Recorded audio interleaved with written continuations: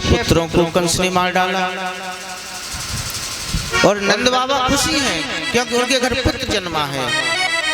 लेकिन देखिए मित्रता इसी को कहते हैं।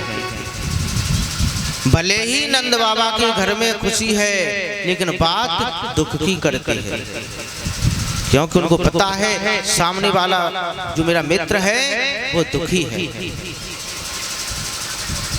नंद बाबा ने जैसे ही कहा अहो ते देवकी पुत्रा कंसेन बहवो हता, बोले वसुदेव जी मैंने सुना है देवकी के जितने भी पुत्र हुए सब कंस ने मार डाले। एक कन्या बची उसको भी वो भी तुम्हें छोड़ करके चली गई। नंद बाबा कहते हैं बोले सब प्रभु की लीला है। वसुदेव जी कहते बोले नंद बाबा आपके यहाँ तो खुशी है आनंद है, लाला को जन्म भयो है, सब लोग आनंद में हैं। बोले तुम्हारे लाला को मेरो यहीं से आशीर्वाद है कि लाला खूब आनंद में रहे, खूब आनंद करे, ठाकुर जी हर समय बा लाला की रक्षा करें।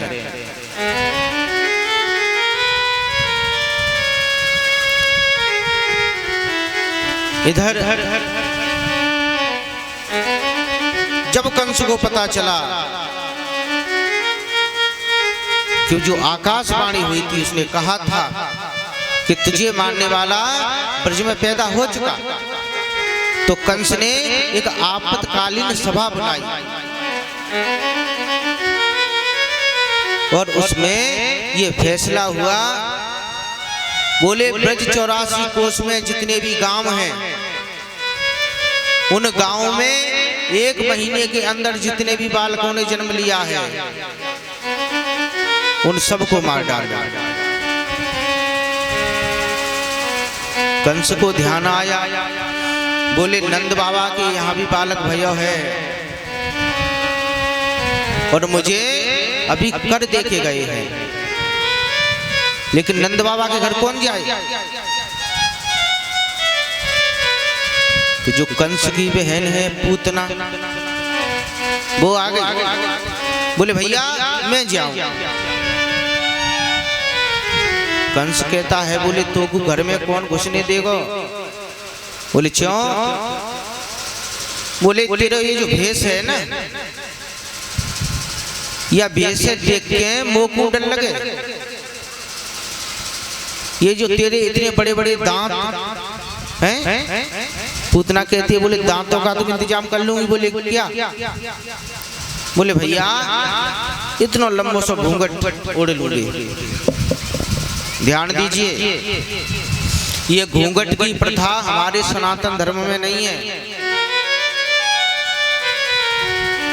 घूंघट की प्रथा हमारे सनातन धर्म में नहीं है, ये इस्लाम की देन है। हमारे सनातन में तो केवल औरत का सर ढका होना चाहिए,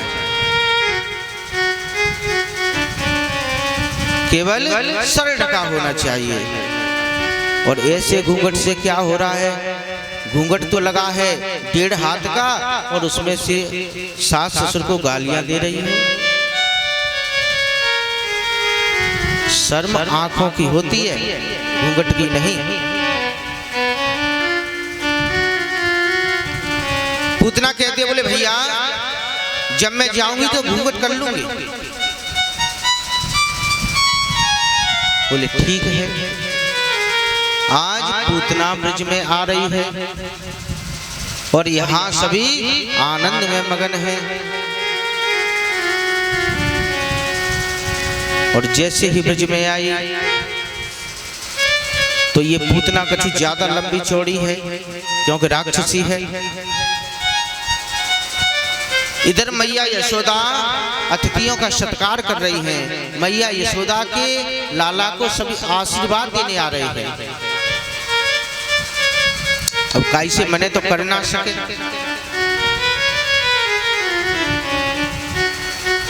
बोले मने करेगी तो सब कहेंगी, बोले देखो तो सही छोरा वाली बन रही है। आज मैया यशोदा सबका सत्कार कर रही है। धीमे धीमे ये पूतना भी आई और जैसे ही पूतना को ब्रजवासियों ने देखा, एक कहे बोले भैया देखियो तो सही। बोले कहा, बोले इतनी लंबी चौड़ी, बोले ऐसी तो हमने आज तक कोई देखी ना। ये कौन है? पूछा, बोले कौन हो? पूतना कहे बोले भैया हमने सुनो है नंद के अगर छोरा भयो है तो बाकू आशीर्वाद देने के ताई आए हैं। ब्रजवासी कहते बोले लेकिन वो तो ठीक है, यूं बता संबंध कहा है तेरे मैया से? बोले भैया तू ना जाने, वो हमारी मौसी की छोरी है। ब्रजवासी कहते बोले भैया ठीक है, फिर तो तेरा संबंध जो है जड़ में या को मतलब? बोले हाँ बिल्कुल। बोले या तू भी आशीर्वाद दे। आज जैसे ही पूतना घर में अंदर गई, मैया यशोदा मिल गई। मैया यशोदा कहती अरे बहन कौन हो? पूतना करे अरे बहन तेने अभी मुझको नाई पहचानो? बोले मैंने नाई पहचानो। अरे मैं तेरी मौसी की छोरी हूँ। जब मुझको पता चले कि तेरे लाला भैया है तो बाकू आशीर्वाद देने के ताई आई है। यशोदा मैया कहे बोले मेरे नाई भयो भैया ये सब ब्रजवासियों की कृपा से भयो है। बोली तुम भी लाला को खूब आशीर्वाद दो। बोले ठीक है। मैया यशोदा तो चली गई बाहर और कन्हैया खेल रहे हैं। जो लाला है वो पालने में खेल रहा है। अब जैसे ही पूतना पहुंची, इसने अपने स्तनों पर कालकूट नाम का विष लगा के रखा है। जैसे ही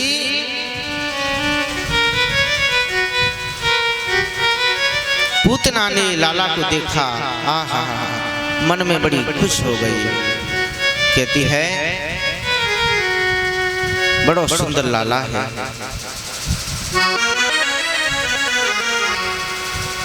एक क्षण में ही भाव बदल गया। सुखदेव जी वर्णन करें राजा परीक्षित, लेकिन जैसे ही लाला ने पूतना को देखा तो अपनी दोनों आंखें बंद कर ली। बोले क्यों? तो हमारे ब्रज के संतों ने बड़े सुंदर भाव बताए हैं। किसी संत ने कहा बोले ठाकुर जी ने आंखें इसलिए बंद कर ली